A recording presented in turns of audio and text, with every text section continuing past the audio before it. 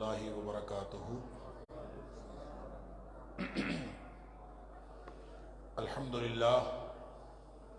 الحمدللہ وکفا وسلام علی عبادہ الذین اصطفیٰ۔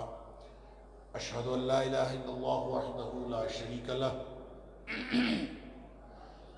واشہد ان محمدا عبدہ ورسولہ صلی اللہ علیہ وآلہ وسلم۔ اللہم صلی علی محمد وعلی آل محمد کما صلیت علی ابراہیم وعلی آل ابراہیم انکا حمید مجید۔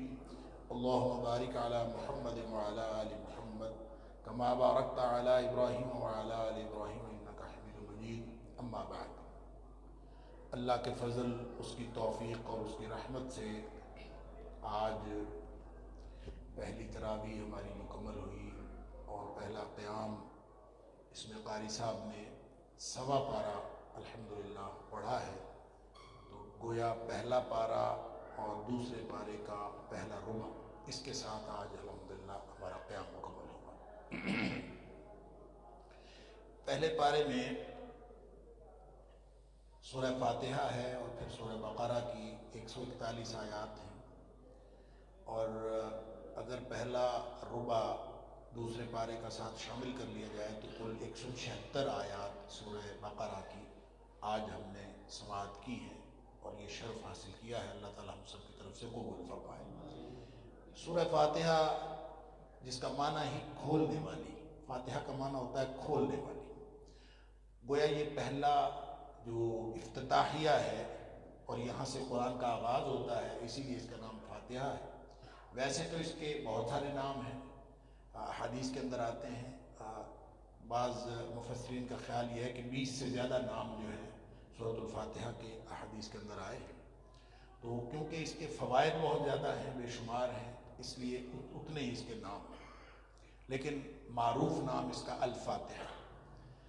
سورۃ الفاتحہ بنیادی طور پر دعا ہے، اور اس میں اللہ تعالیٰ نے دعا کی تلقین بھی کی ہے اور دعا کا طریقہ بھی بتایا ہے، کس طرح سے دعا کرنی، دعا سکھائی بھی، خود ہی اس نے سکھایا کہ پہلے حمد و ثنا کرنی ہے، پھر حلف وفاداری کہ میں اللہ تیرا وفادار ہوں، اور پھر مطلب و مدعا بیان کرنا ہے اور استدعا کرنی ہے۔ اس طرح سے دعا قبول ہوتی ہے، یہ دعا کا طریقہ ہے۔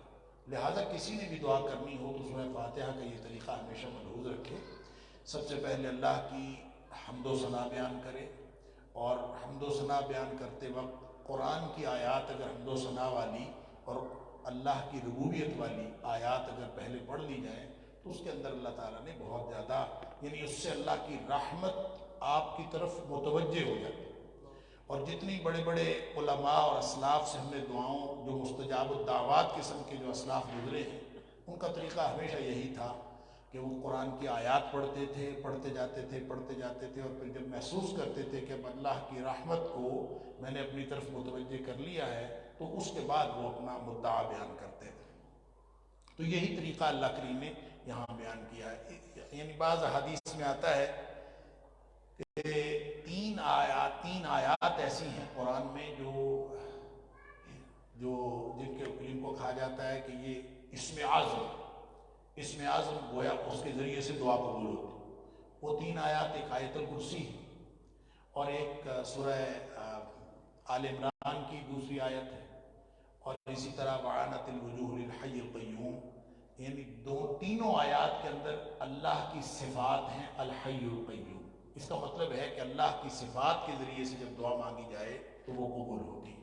تو کوئی بھی اللہ تعالیٰ کی صفات والی آیات پڑھی جا سکتی ہیں، اور اگر کچھ بھی نہ آتا ہو تو سادہ اللہ کے سامنے یہ اللہ کی صفات اپنی زبان میں بھی بیان کی جا سکتی ہیں۔ اللہ تو رحم کرنے والا ہے تو میرے اوپر بھی رحم کر دے، اللہ تو رحمتوں والا ہے میرے اوپر رحمتیں کر دے، اللہ تو غنی ہے مجھے بھی غنی کر دے، اللہ تو بخشنے والا ہے مجھے بھی بخش دے۔ یوں آپ اللہ تعالیٰ کی صفات بیان کرتے جائیں۔ یہ سورۃ الفاتحہ کا جو خلاصہ ہے وہ اصل میں یہی ہے۔ الحمد سے یہ شروع ہوتی ہے، اور اس کا مطلب ہے کہ پورا جو انسان کی زندگی ہے وہ الحمد کے ساتھ جڑی ہوئی ہے۔ الحمدللہ رب العالمین، ہر چیز، ہر تعریف اللہ کی ہے۔ اور قرآن کا جو آخری صورت ہے وہ اعوذ پر جو ہے وہ ختم ہوتی ہے، قل اعوذ برب الفلق، قل اعوذ برب الناس۔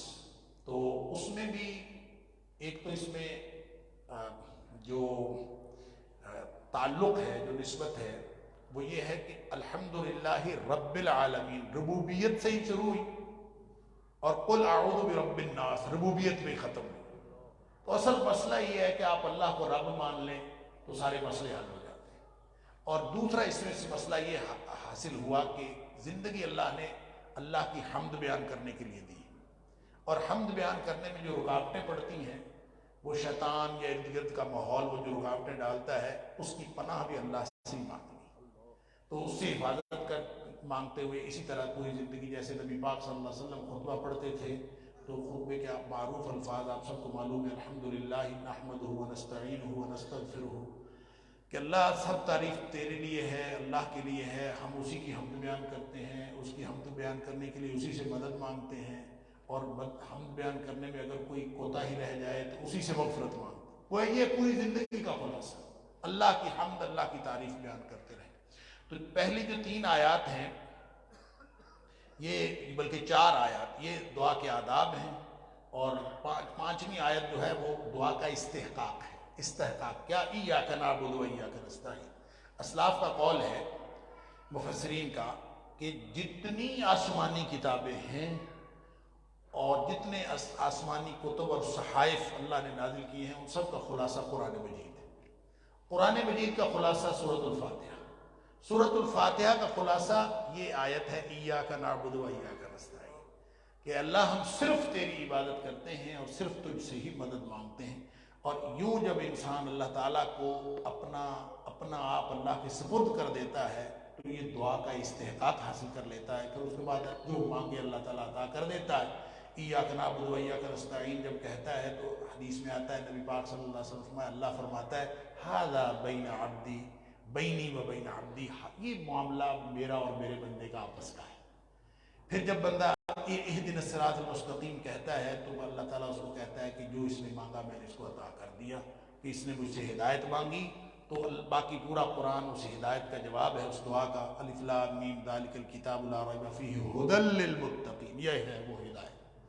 تو سورہ بقرہ جو ہے اس کو 5 حصوں میں مضامین کو تقسیم کیا جا سکتا ہے۔ پہلے 20 آیات جو ہیں اس میں انسانوں کے 3 گروہوں کا ذکر کیا گیا ہے، کہ جب اللہ کی طرف سے ہدایت آتی ہے تو اس کو رسپانس کرنے کے اعتبار سے انسان 3 گروہوں میں تقسیم ہو جاتے ہیں۔ ایک تو وہ ہے جو فوراً مان لیتے ہیں، ان کی پھر کچھ صفات بیان کی ہیں، یہ نماز بھی قائم کرتے ہیں، یہ اللہ سے بغیر دیکھے ڈرتے بھی ہیں اور نماز بھی قائم کرتے ہیں، زکوٰۃ بھی ادا کرتے ہیں، آخرت پر یقین رکھتے ہیں، اور جو کچھ اللہ نے نبی پاک صلی اللہ علیہ وسلم پر نازل کیا اس سے پہلے نازل کیا، اس سب پر ایمان رکھتے ہیں۔ فرمایا یہ متقین، ان پر یہ متقی ہیں، اولئک علی ھدی من ربہم اولئک هم المفلحون، یہ ہیں جو ہدایت پر ہیں اپنے رب کی طرف سے، یہی کامیاب ہوں۔ دوسرے وہ ہیں جنہوں نے نہیں مانا، کافرین، فرمایا وَلَهُمْ عَذَابٌ عَظِيمٌ، ان کے لیے بڑا عذاب ہے۔ تیسرے وہ ہیں جنہوں نے کہا یہ قالوا آمنا، ہم نے مان لیا، وما ہم بمؤمنین، اصل میں مانا کوئی نہیں، تو یہ ہے منافق۔ اور منافقوں کی سزا اللہ تعالیٰ نے بیان کی ہے سورۃ النساء میں، کہ ان المنافقین فی الدرک الاسفل من النار۔ یہ 3 گروہوں کا تذکرہ کر کے پھر آیت نمبر 21 سے لے کر جو آیت نمبر 39 ہے اس میں پھر اللہ تعالیٰ نے جو پہلے گروہ 3 میں سے جو پہلا گروہ ہے مومنین اور متقین کا، اس میں شامل ہونے کے لیے ایمان والا رویہ اختیار کرنے کا حکم دیا ہے، اور اس میں اس کے دلائل بھی دیے ہیں۔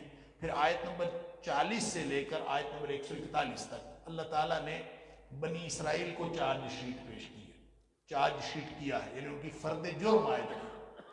بنی اسرائیل ایک قوم تھی، حضرت ابراہیم علیہ السلام کی نسل جو ہے اس میں وہ 3 طرح چلی ہے۔ حضرت ابراہیم علیہ السلام کے 2 بیٹے تھے، ایک اسحاق علیہ السلام اور ایک حضرت اسماعیل علیہ السلام، اور حضرت اسماعیل علیہ السلام جو ہیں ان کی اولاد بنی اسماعیل کہلائی، اور حضرت اسحاق علیہ السلام کی اولاد بنی اسرائیل کہلائی، اس توسط سے کہ اسحاق علیہ السلام کے بیٹے تھے یعقوب علیہ السلام، یعقوب علیہ السلام کا لقب تھا اسرائیل، تو اس سے یہ بنی اسرائیل ہے سارے۔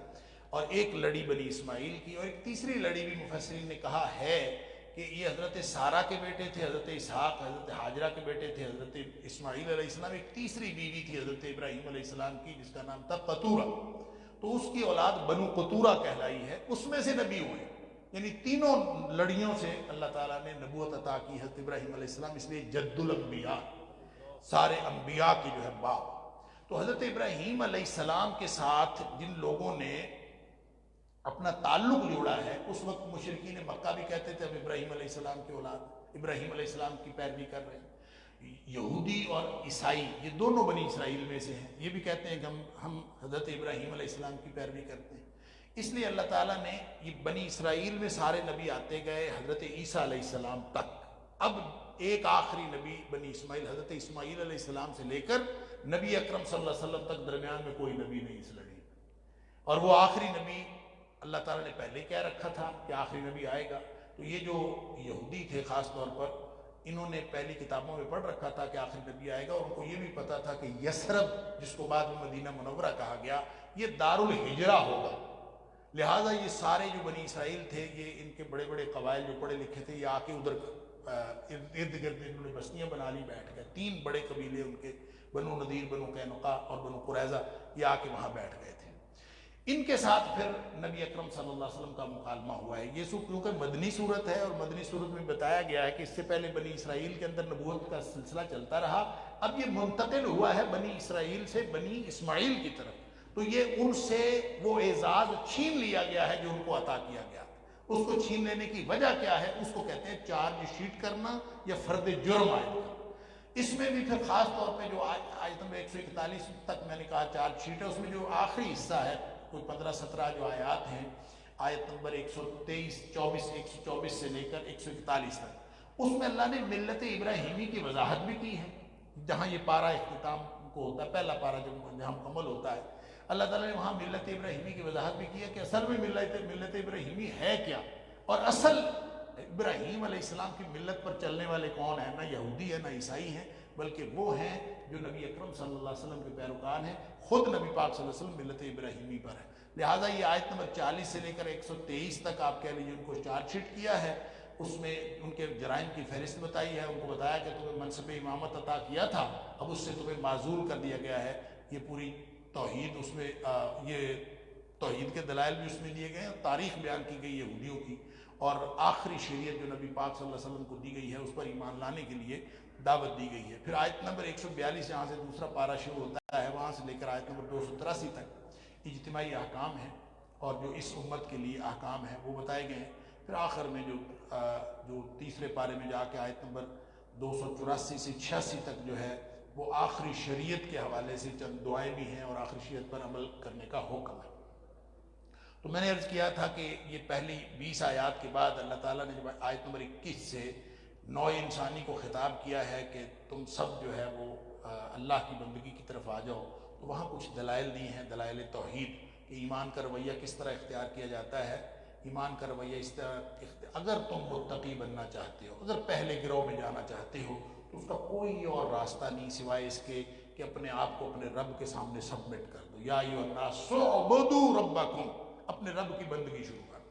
ہر وہ کام جو بندگی کا ہے وہ صرف اللہ کا کرنا ہے، اور اللہ وہ جو تمہارا خالق ہے، تم سے پہلے لوگوں کا بھی خالق ہے، کیونکہ بندگی حق ہوتا ہے اس کا جو خالق ہوتا ہے۔ اتنا بڑا خالق، اس کے سامنے اتنی سی مخلوق، اس مخلوق میں سے اگر کسی کو بندگی کے لائق سمجھ لیا جائے تو اس سے بڑا ظلم اور کیا ہو۔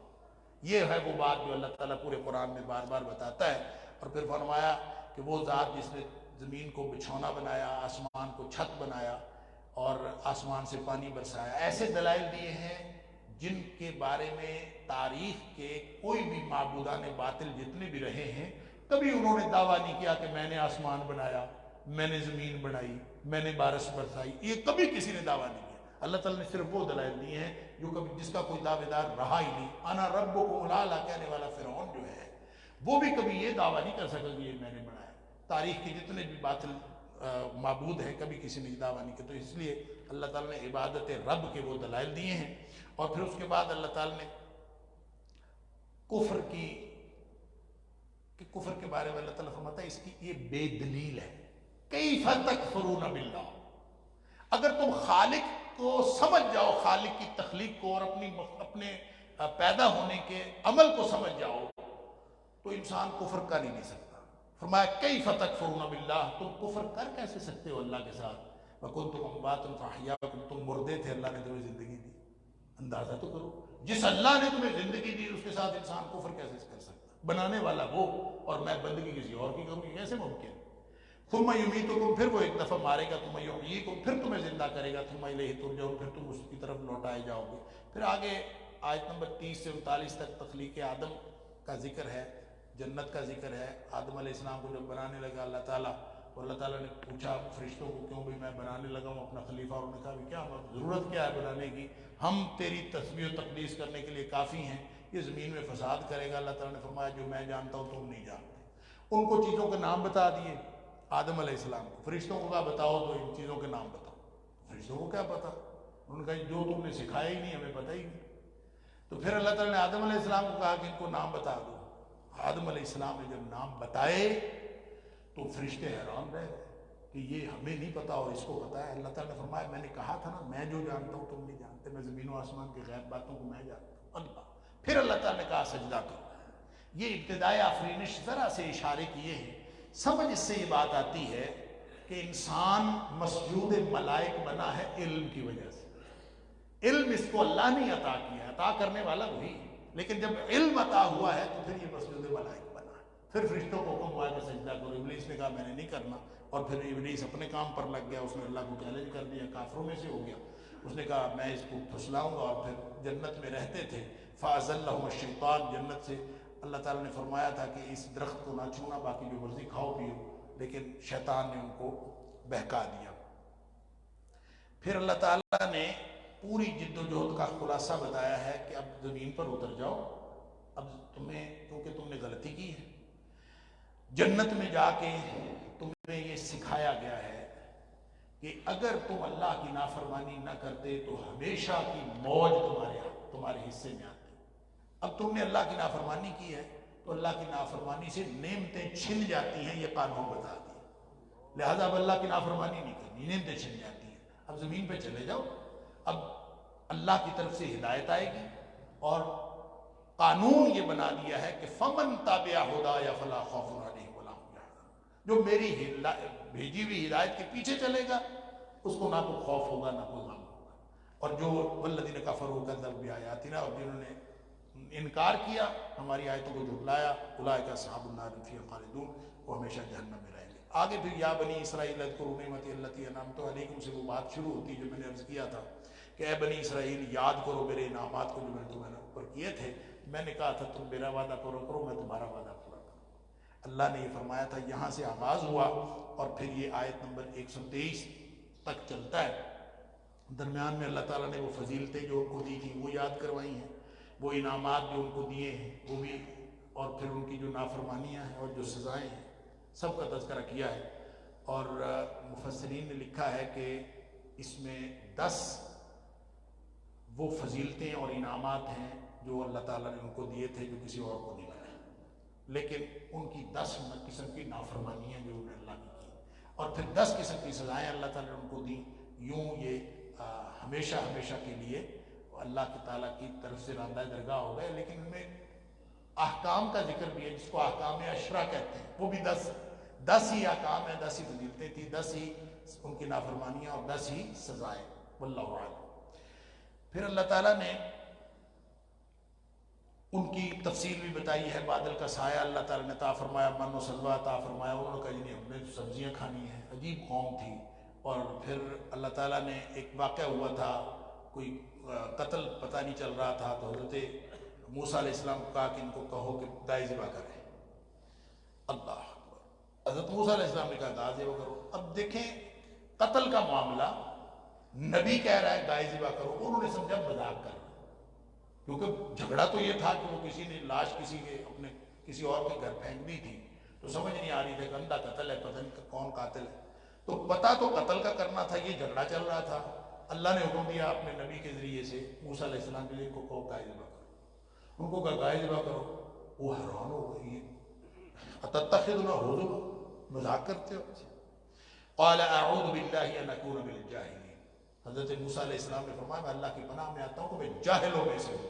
اس کا مطلب ہے مذاق کرنا جاہلوں کا کام، مزاح کرنا اور بات ہے، مذاق کرنا اور بات ہے، مذاق اڑانا، تمسخر اڑانا یہ اور بات ہے، اور حقیقی واقعے کے اندر مزاح پیدا کرنا وہ اور بات ہے. یہ نبی پاک صلی اللہ علیہ وسلم بھی مذاق فرما لیا کرتے تھے. مذاق نہیں اڑاتے, مذاق اڑانا جائز ہوگا. بہرحال انہوں نے آگے سے سوال کیے کیسی گائے ہو, کیسا ہو, وہ بتاتے گئے. کہتے ہیں کہ پھر وہ اس نتیجے پہ پہنچے کہ وہ جس گائے کو انہوں نے کہا نا کہ یہ والی گائے ہے, تو وہ ایک ہی گائے تھی, اور اس کے مالک نے پھر کہا کہ جناب میں تو اس کے وزن کے مطابق سونا لوں گا, تو پھر میں دوں گا, تو بہت قیمت ان کو دینی پڑی. حالانکہ پہلے جب کہا گیا تھا گائے ذبح کرو, گائے ذبح کر دیتے, تو وہ کوئی بھی گائے ذبح کر سکتے تھے, کوئی ایسی بات نہیں تھی. نتیجہ یہ نکلا کہ اللہ کا حکم ہو یا اللہ کے رسول صلی اللہ علیہ وسلم کا حکم ہو, تو تعمیل حکم میں کوئی شخص تردد کرے اور اپنی سوچ و بچار اس میں شامل کر دے, یا کثرت سوال کرے, سوالات کی بچھاڑ کر دے, تو اس سے انسان کی اپنی زندگی میں مشکل آ جاتی ہے. حکم آئے اس کو فوراً تسلیم کر لو, اس سے انسان کی زندگی میں آسانیاں آتی ہیں. تو پھر جب ان کی مشکلات بھی آئیں نا, تو بچنا انہوں نے پھر بھی کوئی نہیں تھا.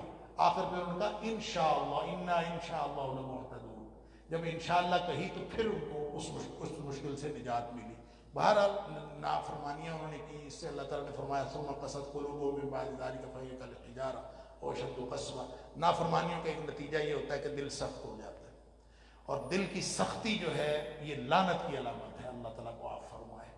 اور جس شخص پر اللہ لعنت کرتا ہے, آگے جا کے سورۃ المائدہ میں اللہ تعالیٰ نے بنی اسرائیل کا ذکر فرما کے آپ نے فرمایا کہ ان سے ہم نے وعدہ لیا تھا اور انہوں نے وعدہ توڑا.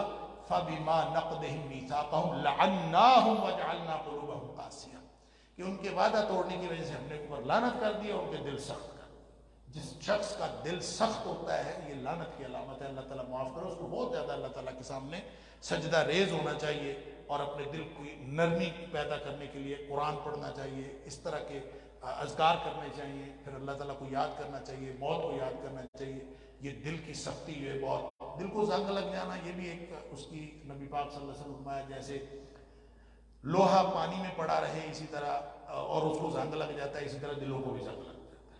تو صحابہ نے عرض کیا اللہ کے رسول صلی اللہ علیہ وسلم وہ ٹھیک بھی ہو جاتا ہے, وما جلاؤھا یا رسول اللہ, اللہ کے رسول اگر زنگ لگ جائے تو ٹھیک کیسے ہوتا ہے, اس کو صاف کیسے کیا جاتا ہے؟ فرمایا کثرت ذکر الموت و تلاوت القرآن.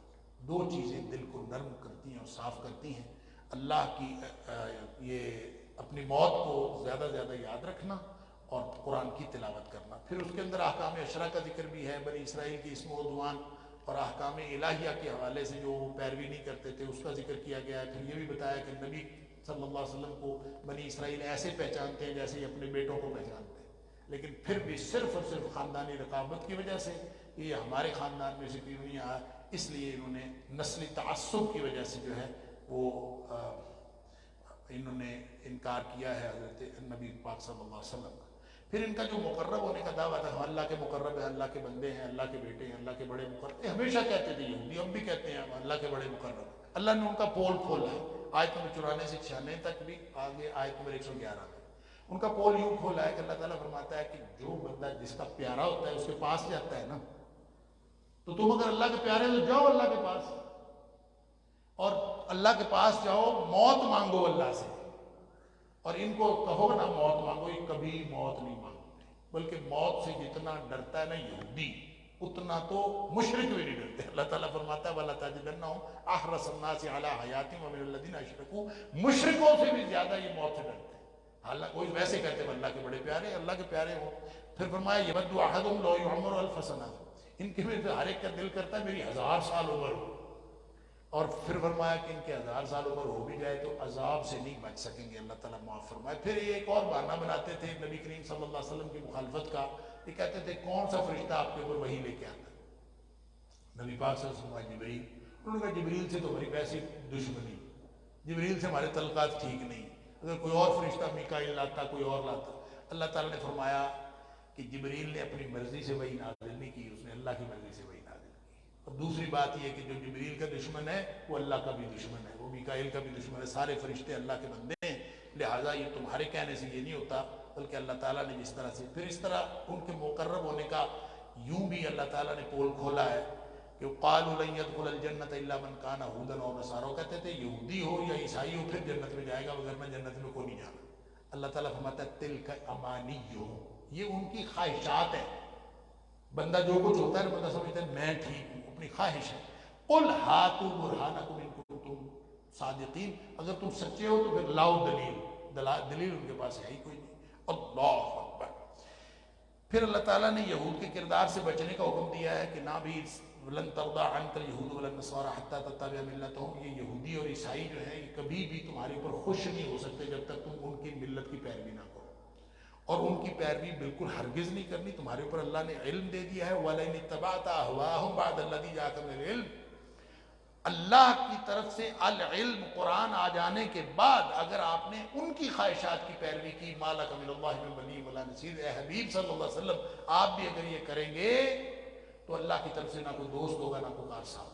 اللہ آگے جا کے فرمایا کہ مَا لَكَ مِنَ اللَّهِ مِن وَلِيٍّ وَلَا نَصِيرٍ إِنَّكَ إِذًا لَّمِنَ الظَّالِمِينَ، تو ظالموں میں سے ہو جائے. اللہ، لہٰذا ان سے بچنا چاہیے. لیکن مسئلہ یہ ہے نبی پاک صلی اللہ علیہ وسلم نے فرمایا کہ تم لوگ نہ بچو گے نہیں. لَتَتَّبِعُنَّ سُنَنَ مَن كَانَ قَبْلَكُمْ، تم نہ ساری زندگی وہی کرو گے جو یہودی عیسائی کرتے رہے، بلکہ اگر وہ کسی گو کے بل میں گھسے تھے نا تم بھی وہی گھسو، جو بالشت بالشت اور قدم بقدم وہی ساری حرکتیں کرو گے جو یہودی اور عیسائی کرتے. اللہ اکبر. صحابہ حیران ہو گیا، پہلے لوگوں کی طرف ہم بھی اسی طرح کریں گے. کون پہلے لوگ؟ الیہود والنصارى، اللہ کے رسول صلی اللہ علیہ وسلم آپ کا اشارہ یہودی اور عیسائیوں کی طرف ہے. قال فمن، اور کون؟ یہودی اور عیسائیوں کی طرف. تو ایسے ہی لگتا ہے ہم سارے وہ کام وہ حرکتیں ساری یہودی اور عیسائیوں والی کر رہے ہیں. اللہ تعالیٰ معاف فرمائے. آگے آیت نمبر 124 سے 141 تک میں نے عرض کیا تھا کہ نبی کریم اللہ کریم نے ملت ابراہیمی کی وضاحت کی ہے. یہاں پہلے ابراہیم کی امامت کا ذکر کیا ہے کہ ابراہیم ایسے امام نہیں بنا بیٹھے بیٹھائے. ابراہیم امام بنا ہے، کوئی روحانیت، کوئی نور، کوئی چیز نسلی نہیں ہوتی، کوئی فضیلت نسلی نہیں ہوتی. ابراہیم علیہ السلام اگر جد الانبیاء ہیں تو وہ بیٹھے بٹھائے نہیں بنے. وَإِذِ ابْتَلَىٰ إِبْرَاهِيمَ رَبُّهُ، ابراہیم علیہ السلام کو اللہ نے بکلمات بہت سارے امتحانات کیے تھے، بہت سارے امتحانات کیے تھے. فَأَتَمَّهُنَّ، وہ سارے امتحانوں میں پاس ہوئے تھے. پھر جا کے اللہ نے کہا قال انی جاعلک للناس اماما، کیا میں تمہیں ساری انسانیت کا امام بناتا ہوں. قال ومن ذریتی، اللہ میری ذریت میں سے بنا دے. قال لا ینال عہد الظالمین، فرمایا کہ جو امتحان میں پاس ہوگا وہی آگے جائے گا، جو امتحان میں پاس نہیں ہوگا وہ نہیں ہو سکتا. اللہ، ظالموں کو گویا منصب سے محرومی ہوگی. تو اب جو کہا جا رہا ہے نا بنی اسرائیل منصب سے محروم ہو رہے ہیں، گویا یہ ظالم بن گئے. اگر ظالم نہ ہوتے تو یہ کبھی منصب سے محروم نہ ہوتے. اسی طرح پھر یہ بتایا کہ جد امجد جو ابراہیم علیہ السلام تھے اور ان کا جو یعقوب علیہ السلام کا جو راستہ تھا، ام کنتم شہداء اذ حضر یعقوب الموت، تم کبھی موجود تھے جب موت آئی تھی یعقوب علیہ السلام؟ یعنی اللہ تعالیٰ سوال کرتا ہے، تمہیں تو پتہ ہی نہیں ہے کہ اصل میں ملت ابراہیمی ہے کیا؟ تم موجود تھے جب یعقوب علیہ السلام فوت ہو رہے تھے. اذ قال لبنیہ ما تعبدون من بعدی، جب انہوں نے اپنے بچوں سے کہا تھا کہ میرے بعد تم کس کی پیروی کرو گے، تو انہوں نے کہا تھا نعبد الہک و الہ آبائک ابراہیم و اسماعیل و اسحاق الہ واحد ونحن له مسلمون. انہوں نے پوری لڑی گنوا دی تھی، ان سب کا رب اللہ ہے اور ہم اللہ کی بندگی کریں. گویا یہ ایک ہی دین ہے، ایک ہی ملت ہے. لہٰذا تلک امۃ قد خلت لہا ما کسبت ولکم ما کسبتم، یہ امتیں گزر گئیں جو وہ ان کے ساتھ ان کے اعمال ان کے ساتھ، تم اپنی فکر کرو. تم سے یہ نہیں پوچھا جانا کہ وہ کیا کرتے رہے، تم اپنی فکر کرو اور تمہارے لیے وہ ہے جو تم کام کر رہے ہو. اور پھر فرمایا قالوا کونوا هودا او نصارا تهتدوا، یہ کہتے ہیں یہودی عیسائی ہو جاؤ پھر ہدایت پاؤ گے. سن لو، اللہ تعالیٰ فرماتا ہے قل بل ملت ابراہیم حنیفا، ابراہیم علیہ السلام کی ملت اختیار کرو گے تو بچو گے. اور ابراہیم علیہ السلام کی ملت پتہ کیا ہے؟ وما کان من المشرکین، وہ مشرکوں میں سے نہیں. اور ان کی ملت کیا ہے؟ قولوا آمنا باللہ، یہ کہو کہ ہم اللہ پر ایمان لائے. وما انزل الینا وما انزل الی ابراہیم و اسماعیل و اسحاق و یعقوب والاسباط، کہو کہ جو ابراہیم علیہ السلام سے لے کر آج تک ساری لڑی انبیاء کی، جس پر جو نازل ہوا سب پر ہم ایمان لائے. یہ کہو وما اوتی موسیٰ و عیسیٰ، جو موسیٰ کو دیا گیا، جو عیسیٰ کو دیا گیا. وما اوتی النبیون من ربہم، جو کچھ رب کی طرف سے کسی بھی نبی کو دیا گیا ہم سب پر ایمان رکھتے ہیں. لا نفرق بین احد منہم، ہم ان میں سے کسی کے درمیان فرق نہیں کرتے. سارے نبی ہونے کے اعتبار سے برابر تھے. اب نبی اکرم صلی اللہ علیہ وسلم تشریف لے، اب ان کی وَنَحْنُ لَهُ مُسْلِمُونَ، اب ہم سب کو مانتے ہیں، لیکن اب شریعت چلے گی تو نبی اکرم صلی اللہ علیہ وسلم. फरमाया ये है फ़इन आमनू बिमिस्लि मा आमनतुम बिही फ़क़द इहतदौ। अब इस तरह का ईमान, जिस तरह का ईमान सहाबाए किराम ला चुके हैं नबी पाक सल्लल्लाहु अलैहि वसल्लम को मान के, इस तरह का ईमान अगर लाओगे तो बच जाओगे, अगर नहीं ईमान लाओगे तो फिर नहीं बचोगे। फिर ये आयत अल्लाह ने दोबारा दोहराई है, तिलका उम्मतुन क़द ख़लत। इसको दोहराने का 134 नंबर आयत भी ये है और 141 नंबर आयत पारे की आखिरी आयत भी यही है। बताने का मकसद ये है तारीख पर नाज न करो। कोई बंदा कहे मेरे आबा अजदाद फलां थे जो मर्जी थे, तुम बताओ तुम क्या हो। वो जो कुछ भी थे अपने अमाल की फिक्र करो। और फिर ये बताया है कि कसब और अमल की अहमियत है, नसब की अहमियत नहीं है। आप जो शख्स जो है वो अमल से पीछे रह गया, उसका नसब उसको आगे नहीं कर सकता। नबी पाक सल्लल्लाहु अलैहि वसल्लम का फरमान है, मन बत्ता बिही अमलहु लम युस्रि बिही नसबु। जिसके अमल ने उसको पीछे कर दिया, वो चाहे नूह अलैहिस्सलाम का बेटा हो और चाहे वो किसी का जितना मर्जी करीबी हो। ये आप अगर नस्ल के एतबार से सैयद है ना, तो ये नस्ल भी सैयद होना आपको बचा नहीं सकती जब तक आप उसके ऊपर उस अमल के ऊपर न चलो। सयक़ूलु सुफ़हाउ मिनन नास, आगे तहवील क़िबला का वाक़या है। सूरह बक़रा में जो दूसरा पारा शुरू होता है तो वहाँ तहवील क़िबला का वाक़या है।